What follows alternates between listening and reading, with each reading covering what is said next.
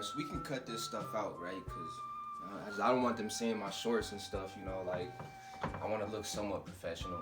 So, like, we can cut this stuff out. Alright, cool. And let's, like, put some tropical in the background. I mean, it's cold outside. Let's get some tropical back here. But we good to go? Alright, you got it? Okay, cool. So, hello everyone. Welcome to distance learning. First thing we're going to get out of the way that some students have already given me a hard time about is my mustache. What is that? I get it. It's bad. But it's No Shave November. I figured I would give it a shot. I don't want to hear any comments about how terrible my facial hair looks. We're just getting that out of the way right now. Now, obviously, this distance learning format is a little bit different. Things are going to be changing a little bit, but we're going to go about this with a positive mindset. We're going to adjust, we're going to make things work, and I think it's going to be a positive experience until we can, eventually get back into the classroom. I'm going to do my best to keep things as simple and easy for you. If I'm ever moving too fast or I'm doing something that's complicated, please reach out. I'm always available via email and now Zoom meeting as well, so we can figure something out. But without further ado, I guess, let's get into our first week of distance learning. All right, freshmen, so taking a look at your week, it's really pretty simple. The first thing that you're going to want to do is make sure that you watch the weekly video, which you are actually doing right now, so you already have that step done. And the second thing you're going to want to do is click into this Generation Z PowerPoint. Now, I think I told some of you guys this before, but maybe I haven't, but we're finally writing a formal paper in English class, and this is most likely going to be our final, assignment that we do for English. And I created a PowerPoint where we're going to walk through writing this together. And as you can see, the question that you are answering in this paper has to deal with the problems that are facing Generation Z. And in each one of these slides, I added a little, funny image that Generation Z people, I think, would laugh at. So, looking at the directions for this, I'll read it out loud to you guys. Recently, we've been talking a lot about the challenges that have been facing your Generation Z. To end our unit on this, we are going to be writing a paper.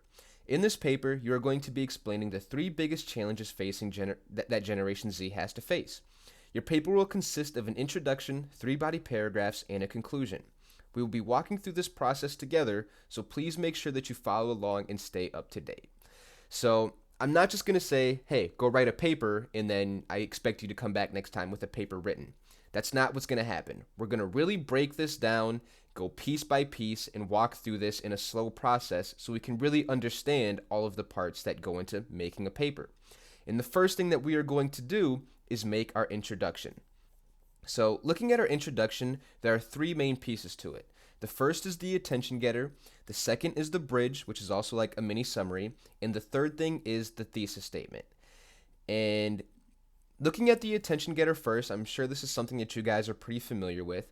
This is something that draws the reader into your story or your paper and what you're writing about. And there's a bunch of different ways you could start this off. You could ask a question, you could start off with a story, a startling fact, a quote.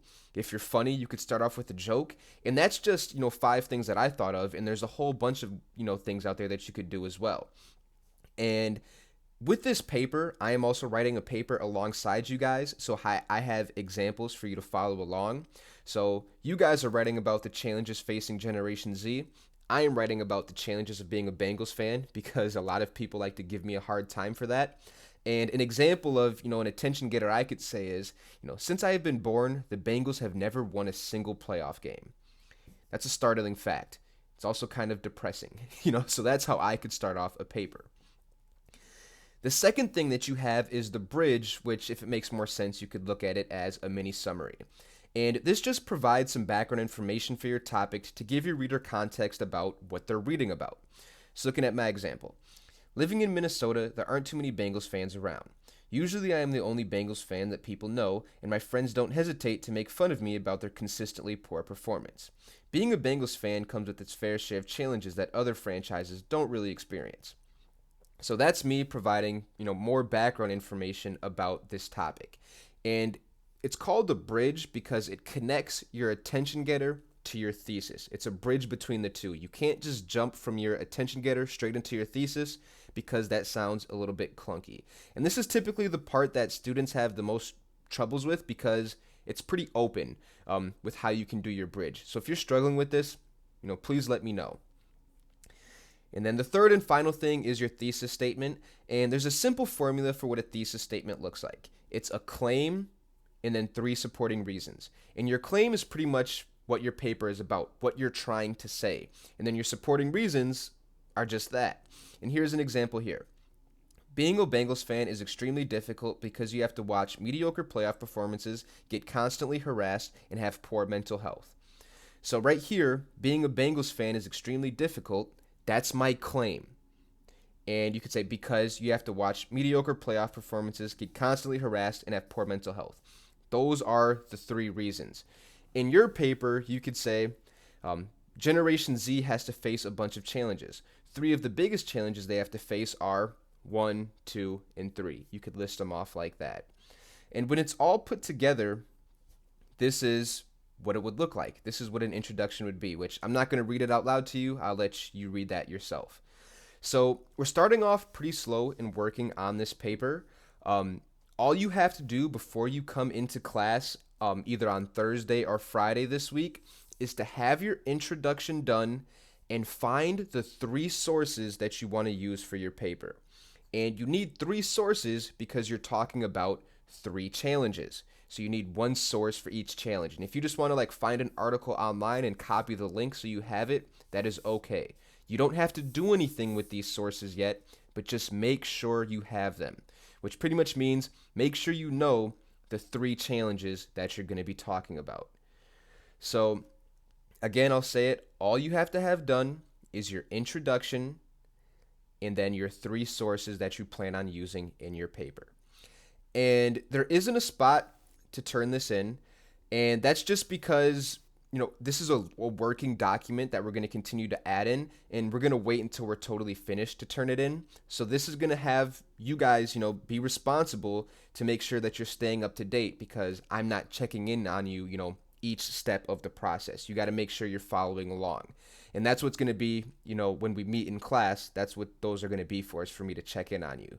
So there's no spot to turn this in because we're going to continue adding to it later. So all you have to do is have your intro done and find your 3 sources. And at the end of our agenda, I also want us to continue to try to find that 10 minutes to read every day. And you guys know me, I'm a huge proponent of reading is reading. So if that's a book, a magazine, an ESPN article about the NBA draft coming up, it's all the same to me. I just want you to continue reading. So that's really all I have for you guys. In terms of due dates, if you are periods 1 through 4, it is due before you come to class on Thursday. If you are periods 5 through 7, it is due before you come to class on Friday. So whichever one you are, make sure it's done before you join our Zoom, because we're going to be doing some work with it. So if you guys have any questions, please feel free to reach out. But that's all I got for you. Oh, we're back? Oh, shoot, my bad. Thanks for letting me know. Cool. All right, we're good? All right. So, after watching that video, hopefully things make sense. I was trying to take it easy on you guys for the first week, so it's not too difficult. I think you guys should be able to understand it pretty easily. If not, and you do have questions, please reach out. In this distance format, I'm going to be on my computer a lot, so I should be able to respond to emails fairly quickly. So I'll end with another positive message. Obviously, this isn't, the way we would like to be, teaching you and you guys would like to be learning. But it is something that we just have to adjust and adapt to, and I think we're going to do a good job. So that's all I got for you guys. Again, if you have questions, please feel free to reach out. Yo, that was pretty good, huh? I nailed it. Come on. Didn't I nail it? That was good.